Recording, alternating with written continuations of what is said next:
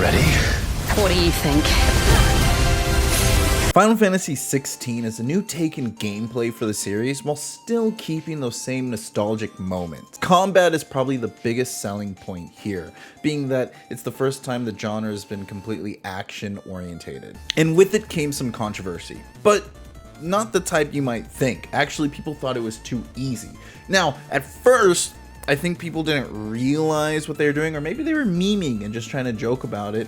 However, there are these items in the beginning that you get that seem really OP that allow you to just play the game on basically a brain dead mode. You can press one button and everything gets done for you. It lets you automatically dodge, it slows down time, it heals for you, it commands your companions for you as well. And a lot of this is because, well, the game itself doesn't have a difficulty setting. Now, I spent about 10 hours with the slow-mo dodge function as it was and commanding the companions and the health just to see what it was like. And yeah, it is easy and the game does have its moments where you don't really have to try. But after those 10 hours, I took it off. Played the rest of the game without it, and I gotta tell you, the combat is very engaging. That still didn't stop people, like Maximilian, from saying that the game is still too easy, and that it's okay to make games hard because Elden Ring was in itself really difficult. However, this is a review, something based off of the merits of the game itself and not really my opinion on what a game should be. I think the difficulty of the game is something that we can definitely nitpick at, but what they give us in terms of combat alone is very fun. And at the end of the day, if you're just trying to make something fun, that's what matters, and it is super engaging. I'm talking about enemies are always changing and coming up with different abilities. There's rarely a time where I'm constantly having to repeatedly fight the same type of enemy over and over and over, back to back to back, which means I'm always staying on my toes, always learning something new, always staying in the fight. Now, there are trash mobs, which you will get to a certain point where you become powerful enough to where they just do not matter. The highlight is when you're fighting what I'd like to call the elites, or a step above that, the mini bosses, the actual bosses of the dungeon, and then of course the story boss. Ryota Suzuki himself, and I apologize if I just butchered your name, worked on the Devil May Cry games before and brought it over to Final Fantasy. And I think it did a really good job. It felt like Devil May Cry. It even had items from the Devil May Cry games that translated over to Final Fantasy, which I appreciated to add to my combat. The game leans more towards the cinematic side, making sure that there are always moments where you get to see something cool and you're not always just hitting a bullet sponge or whacking at something like with it's a pull noodle. Because of this mix of bosses having different stages, this vibrant change in cinematic moments, and also the ability to show off your own moves, plus it being flashy all to hell, makes for a very entertaining and just downright fun combat system. Now, whether you're like me and you prefer to put your games on the hardest difficulty because you're a masochist, or you just want to sit back and enjoy the game in front of you, I have to say, as long as it's fun and you're enjoying yourself, that's what matters. And I think Final Fantasy XVI did a good job at extracting the fun when it comes to combat. Now, literally 50% of the game is combat, while the other 50% is just kind of cutscenes. So I want to spend a good deal talking about what else highlights the combat, like the summons, the whole kind of premise of the game where you gather these icons. There's a total of 7 if you're including Ifrit, but it's really, you're gaining 6 of them.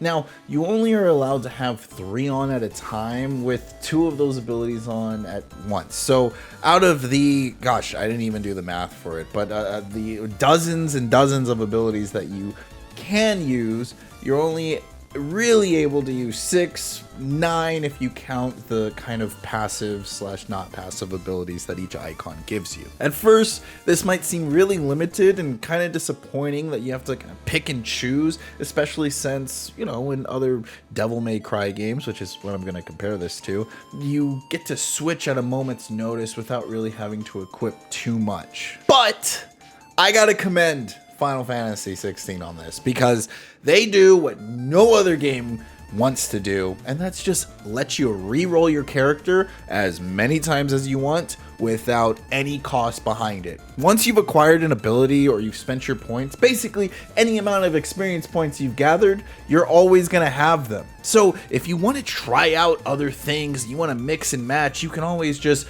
refund your points, put it towards something else, and then allow yourself to try out that ability that you don't really have to gamble on whether you thought it was good or look up a YouTube video. Matter of fact, while playing this game, this is one of the few games where I didn't feel the need to look up what's the meta or what's the best way to use combat. One, because, well, I myself found it easy, but two, well, I got to refund my points and I got to experiment myself. For me, that's super important for any game or situation. Just let us have fun with the game. There's no point in putting an arbitrary cost and refunding or doing that, because we're just gonna go on YouTube and look up what the best build is. Anyways, at the very least, I got to have my own build and I got to do something that I felt like was super powerful. Going back to the whole like cinematic moments of the game, it gets really heated, and pun totally intended, when you get to become Ifrit, when you get to have the battle of the icons.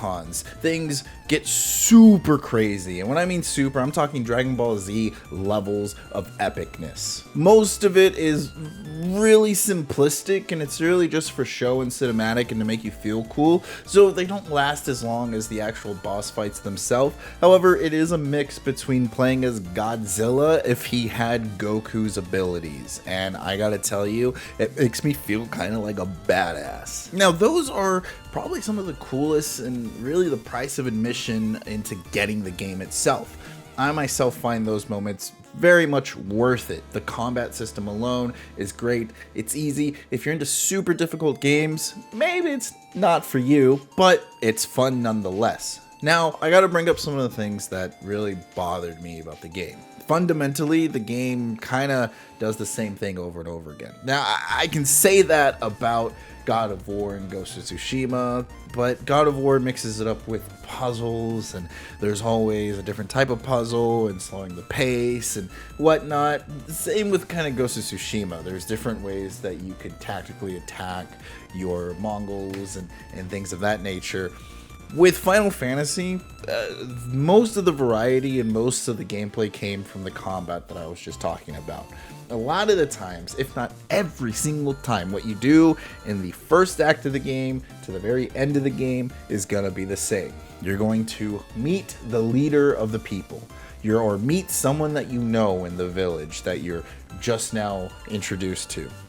You're then going to talk to a couple of people, usually 2 to 3 people.